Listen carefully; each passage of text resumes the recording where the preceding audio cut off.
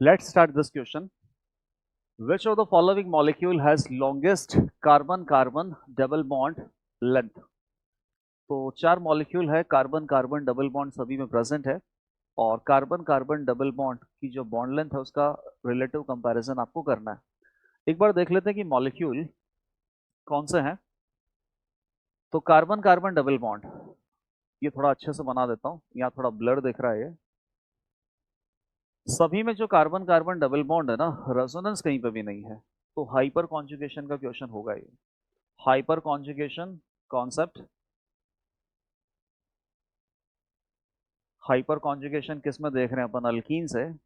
और अल्कीन में जब हाइपर कॉन्जुगेशन होगा तो इस इफेक्ट से बेसिकली अपन बॉन्ड लेंथ या बॉन्ड ऑर्डर कैसे कंपेयर कर पाएंगे। तो एक बार नोटिस करते हैं इसको। जैसे मान लीजिए कि अल्कीन है और अल्कीन के रेस्पेक्ट में first carbon is alpha carbon और अल्फा कार्बन पे कितने अल्फा हाइड्रोजन प्रेजेंट है? 3। देखते हैं कि हाइपर कॉन्जुगेशन से अल्कीन का जो डबल बॉन्ड है, इस डबल बॉन्ड की बॉन्ड लेंथ या बॉन्ड ऑर्डर पे इफेक्ट क्या होता है। तो हाइपर कॉन्जुगेशन में ऐसा करते हैं, इसकी हाइपर कॉन्जुगेटिंग स्ट्रक्चर बनाते हैं। क्या करना होता है? अल्फा हाइड्रोजन जो है उसके सिग्मा बॉन्ड के electron, carbon hydrogen sigma bond के इलेक्ट्रॉन अल्कीन सिस्टम की तरफ जाते हैं, इसी को हाइपर कॉन्जुगेशन बोलते हैं। तो कार्बन हाइड्रोजन सिग्मा बॉन्ड के इलेक्ट्रॉन अल्कीन की तरफ गए, बनाते हैं इसकी हाइपर कॉन्जुगेटिंग स्ट्रक्चर। यहाँ बन गया डबल बॉन्ड, ये पाई इलेक्ट्रॉन शिफ्ट हो गए तो यहाँ हो गया नेगेटिव चार्ज। तो अब देखिए कि अल्कीन में कार्बन कार्बन डबल बॉन्ड है और जैसे ही मैं इसका हाइपर कॉन्जुगेटिंग स्ट्रक्चर बना रहा हूँ, कार्बन हाइड्रोजन सिग्मा बॉन्ड के इलेक्ट्रॉन अल्कीन की तरफ भेज रहा हूँ, तो जो कार्बन कार्बन डबल बॉन्ड था वो हाइपर कॉन्जुगेटिंग स्ट्रक्चर में कैसा आपको दिखाई दे रहा है? सिंगल। तो डबल बॉन्ड से सिंगल की तरफ जा रहा है। अगर मैं हाइपर कॉन्जुगेशन करता हूँ तो डबल से सिंगल जा रहा है, इसका मतलब बॉन्ड ऑर्डर रिड्यूस हो रहा है।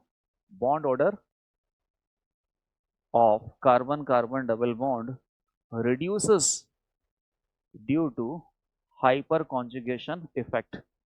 जितना ज्यादा हाइपर कॉन्जुगेशन होगा उतना ही ज्यादा ये डबल बॉन्ड रिड्यूस होकर सिंगल में जाने की कोशिश करेगा, तो बॉन्ड ऑर्डर उतना ही ज्यादा रिड्यूस होगा। और बॉन्ड ऑर्डर अगर रिड्यूस होगा तो बॉन्ड लेंथ इंक्रीज होगी। ये पता ही है कि बॉन्ड ऑर्डर कम होगा तो बॉन्ड लेंथ बढ़ेगी। तो अब देख लेते हैं कि कहाँ पर डबल बॉन्ड का हाइपर कॉन्जुगेशन हाईएस्ट है। तो फर्स्ट वाले में तो डबल बॉन्ड का रेजोनेंस हाइपर कॉन्जुगेशन कुछ है ही नहीं।